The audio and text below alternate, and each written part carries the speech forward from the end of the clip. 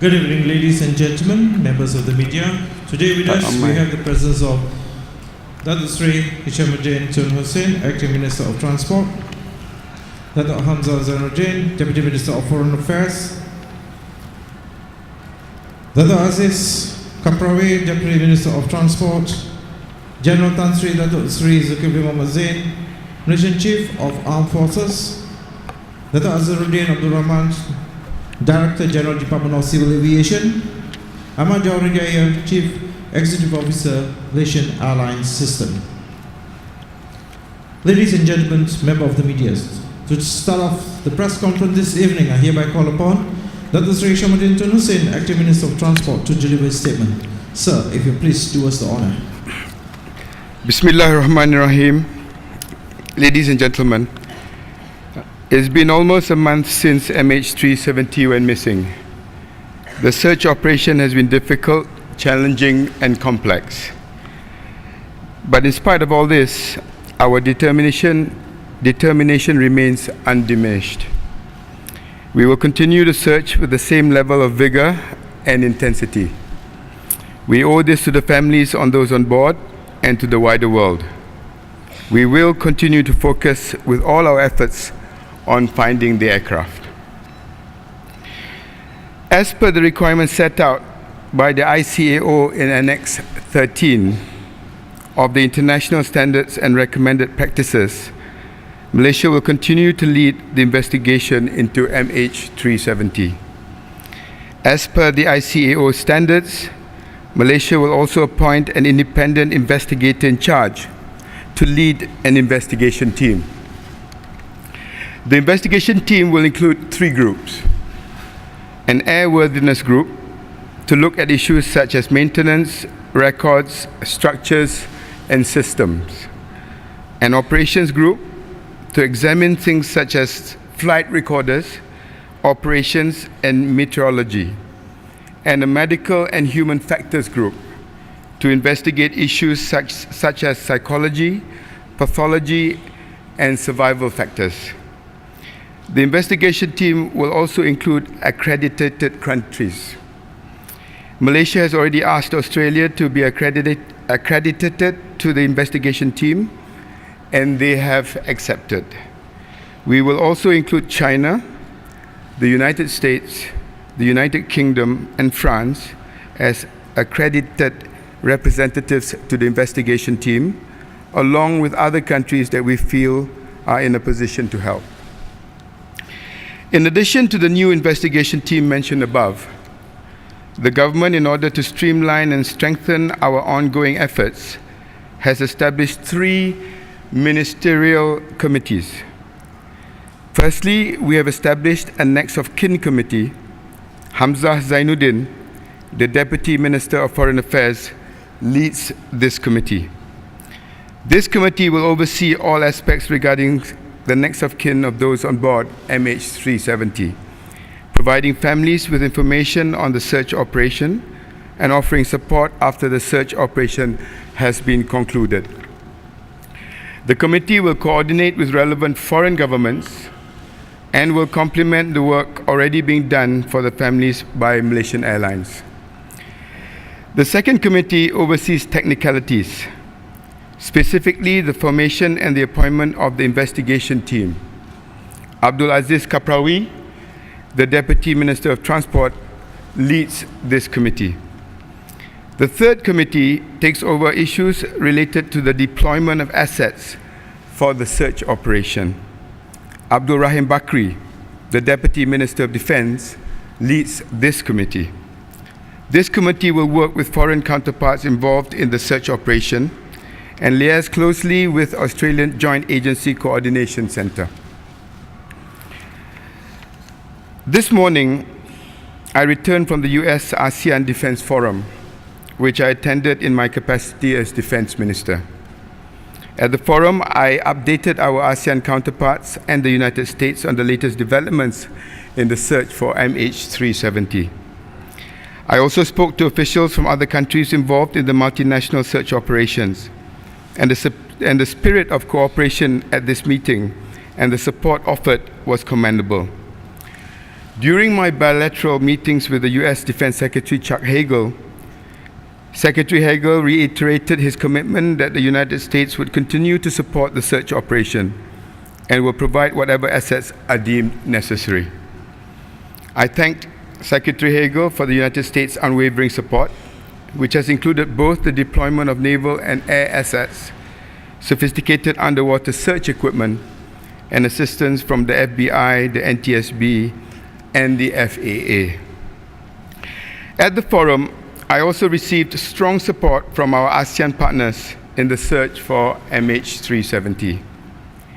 I would like to read out the joint statement issued by the ASEAN ministers, which I believe underscores the tremendous spirit of cooperation within ASEAN in the face of this difficult search operation. And I quote, "We, the defense ministers of the member states of the Association of Southeast Asian Nations, express our deepest sympathies to the family members of the passengers and crew on board the missing Malaysian Airlines flight MH370.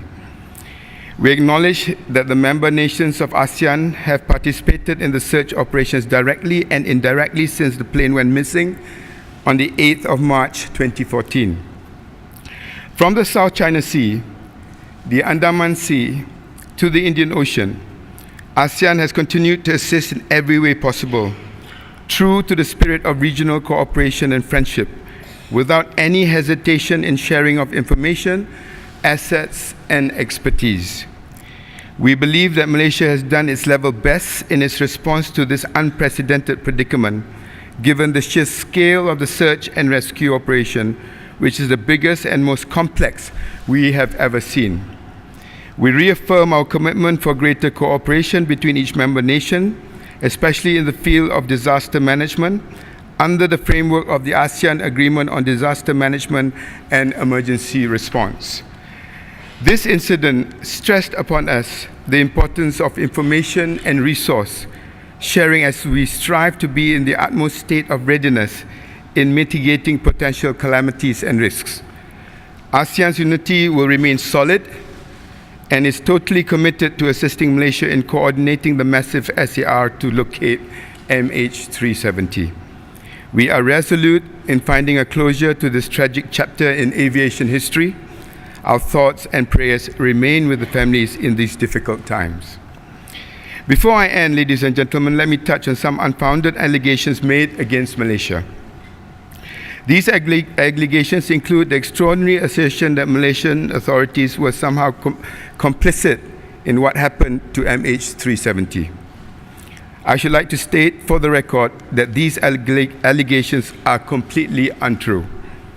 As I've said before, the search for MH370 should be above politics.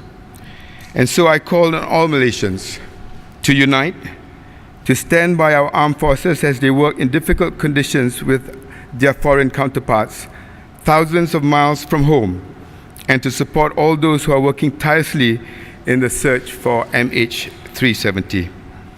Lastly, as I mentioned on Wednesday, while I was on the US ASEAN Defense Forum, I spoke by telephone to the British Secretary of State for Defense, Philip Hammond, regarding the nuclear-powered submarine HMS Tireless. I hereby confirm that the submarine is now in the search area and helping in the search operation. I now invite the Chief of Defense Force to update you on the submarine's capabilities. HMS Tireless is a Trafalgar-class nuclear-powered submarine with an unlimited range and endurance. Whereas conventional submarines require refueling, the HMS Tireless is only limited by food supplies and by human endurance. This submarine is designed to operate globally, including in the most extreme conditions such as the Arctic and the Antarctic. We believe at this time that any assets that can assist in locating MH370 are most appreciated. Thank you. Okay, ladies and gentlemen, members of the media, the floor is now open for Q&A session. We'll start with local media. I would appreciate. Okay, in front here, Astro 1A. Could you please?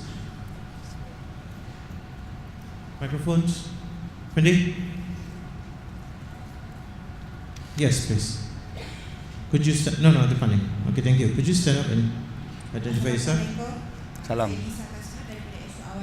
Datuk Sri, mungkin Datuk Sri boleh berikan pandangan daripada pandangan penyiasat di mana adakah penumpang MH370 masih hidup. Ini kerana setakat ini hanya MAS yang nyatakan dan menganggap tiada yang selamat on board. Dan bagaimanapun PM terdahulu telah pun menyatakan tidak pun menyatakan dia terhempas. Jadi apakah maknanya ini?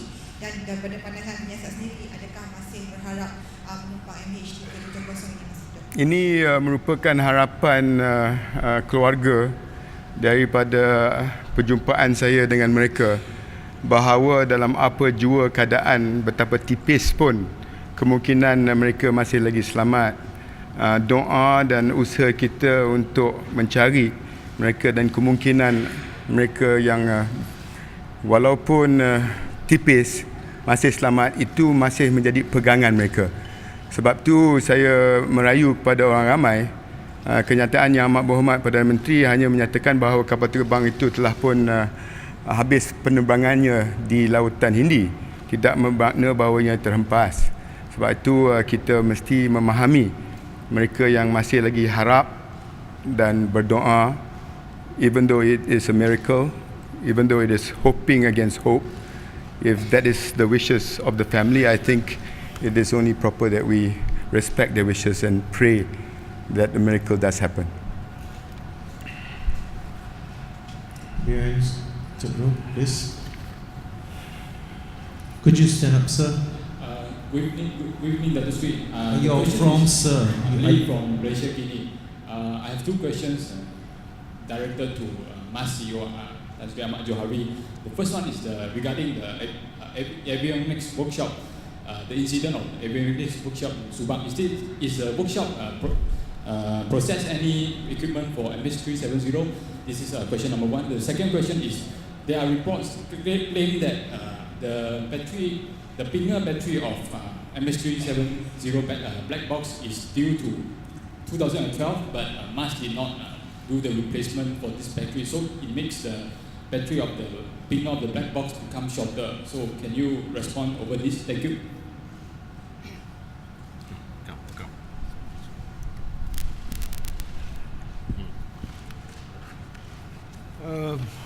First, as far as the avionics workshop in Malaysia Airlines, we do repair and also service avionics equipment on board of all aircrafts. So that workshop is certified to do so. Okay. And as far as the battery, what is reported, we confirm that there's a maintenance program whereby the batteries are replaced prior to expiry. And we do know that the batteries are due for replacement only in June 2014. All right. Okay, next questions. Yes, please, sir. Could you stand up and identify yourself, please, sir? Selamat petang Datuk Sri, Kadir daripada RTM. Ya, Kadir. Saya ada satu soalan untuk Datuk Sri. Soalan pertama, sehingga hari ini, iaitu hampir sebulan kita mengadakan sidang media sama ada di sama-sama hotel ataupun di PWTC, kita masih lagi menunggu pasukan teknikal Boeing untuk sama-sama dengan kita menjelaskan aspek-aspek teknikal berkenaan kepada pesawat tersebut. Boleh Datuk Sri komen sedikit kenapa sampai sekarang mereka masih belum lagi tampil ke hadapan untuk menerangkan aspek-aspek teknikal tersebut? Terima kasih.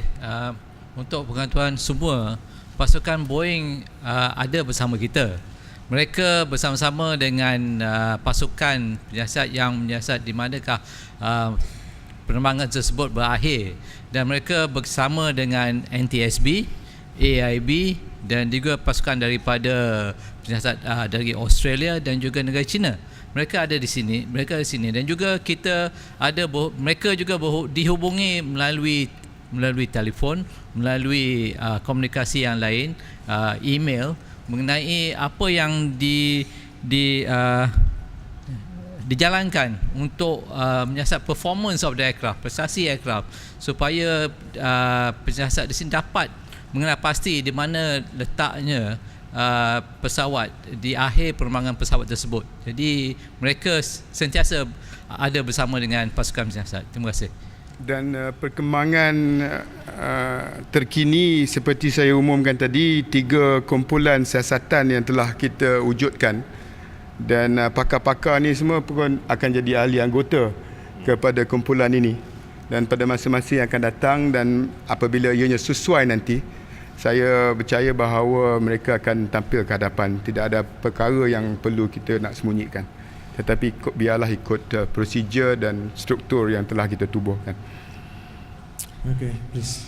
Datuk Seri Khairul daripada utusan, kita maklum bahawa imej-imej satelit yang didapati sekarang daripada sumber satelit cuaca dan geoimaging dari Thailand, Jepun, Australia dan Perancis.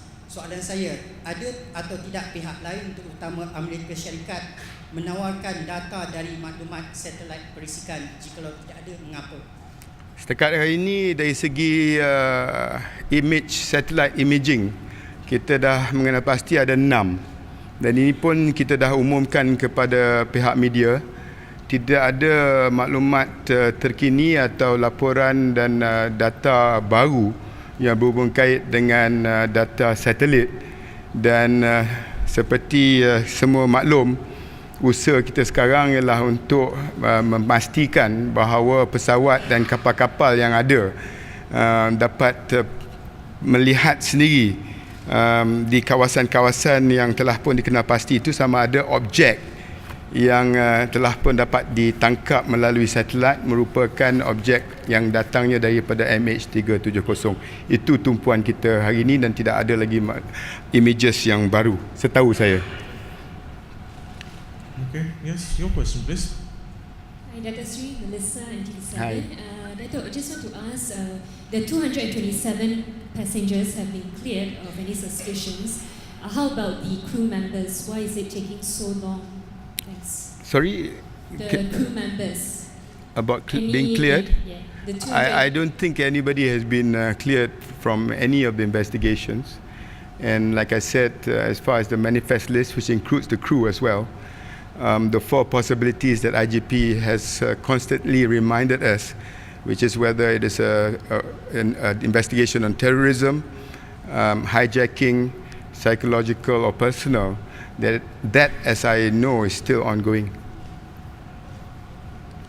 Okay, the other side, second row.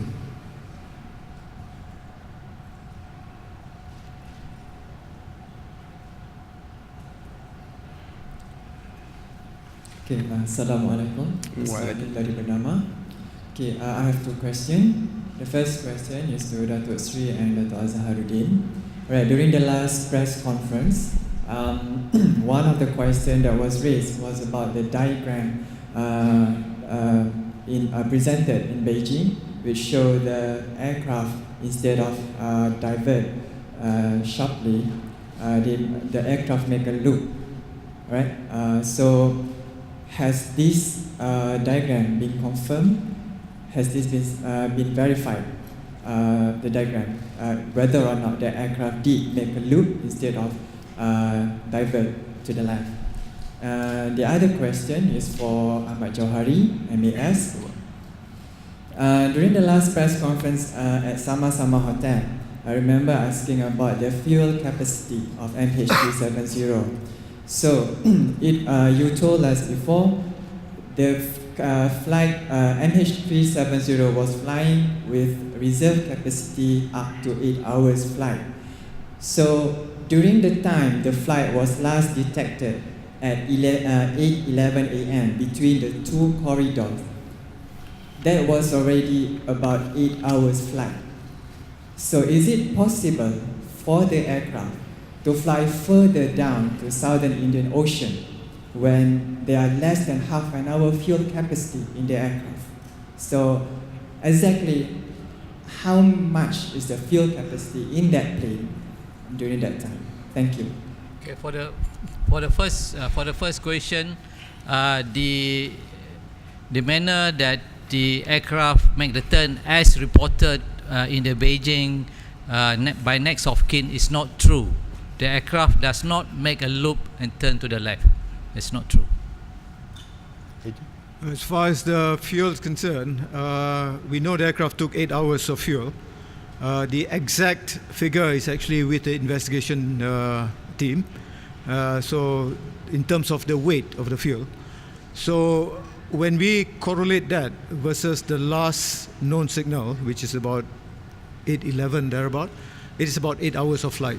So we do not have any more after that. I know they are looking for some more data, but that's it.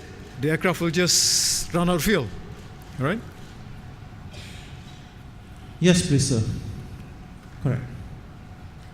Could you stand up, please? Dr. Sri Hisham, I'm Keith from BFM 89.9.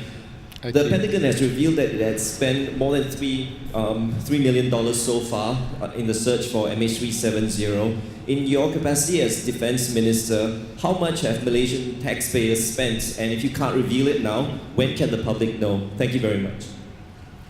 As I said earlier, our immediate focus and what I promised the families is really to look for their loved ones and the plane. That goes beyond dollars and cents. Okay. Front here, last question from the local media. Good evening, Dr. Sri. I'm Sulin from the Malay Mail Online. I'd like to ask if you think Malaysia should issue an apology to all the nationalities on board, if only to smooth diplomatic ties, even if what happened may not necessarily be our fault in that sense, but it was still our plane that went missing. Thanks. I don't think there is one solution to smooth anything in this tragic incident. Definitely not just an apology. It requires a lot of soul searching. It requires a lot of emotional support. It involves a lot of sharing of information and data. But what is more important right now is to remain focused, which is already a very massive task, to locate the aircraft in the Indian Ocean with all its challenges, and to coordinate so many countries and so many assets to do that. The sophisticated equipment that is being used in itself is a massive operation. But what gives me strength right now is not about money, it's not about apology, but the fact that so many people have looked at it in such a positive way, have come forward willingly to assist. And that is something that we can all draw strength from, because if this goes on any longer, we need every bit of strength that we can, especially to get to the truth of what actually happened to MH370.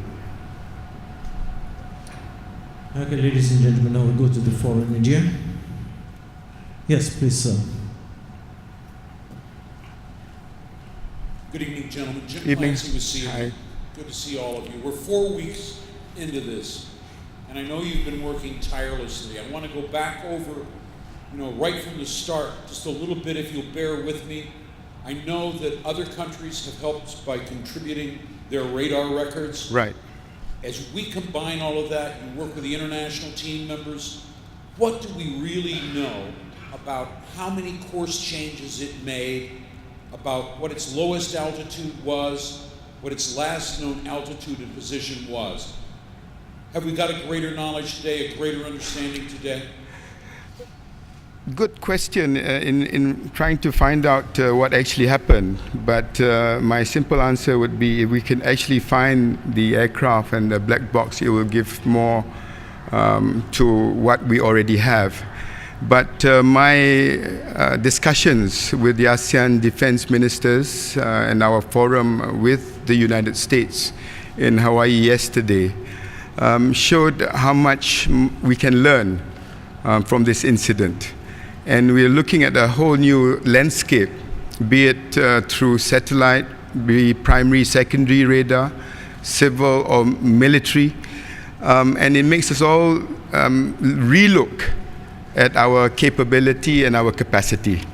In the context of ASEAN, for example, all nations, from the fact that at the beginning we worked so closely together, in the South China Sea and the Andaman, and looking at the primary radar.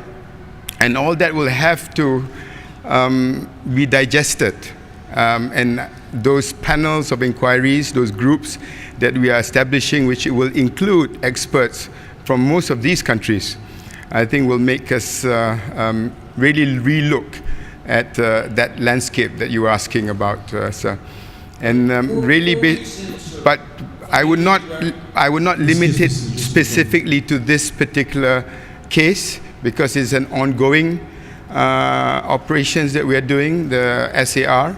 And like I said, in this particular case, by finding data and the black box and the plane itself, I think that will help us in finding out what happened to MH370.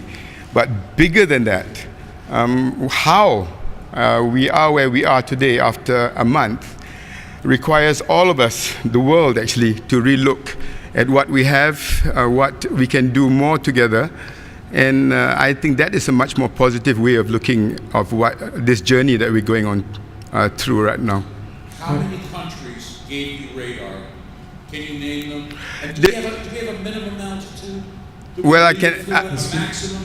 I can just rely on what I read to you just now on ASEAN. The data information, and in my capacity as defense minister, I have no problems getting the military information and the radar from those countries. Then countries outside ASEAN, unless I get their permission, you will appreciate that these are sensitive information. You might want to ask them directly. But as far as ASEAN is concerned, and from my own experience, there has been no country out there in this particular case that has been a hindrance to our request for further information on the flight of MH370, whether it is from satellite or from radar.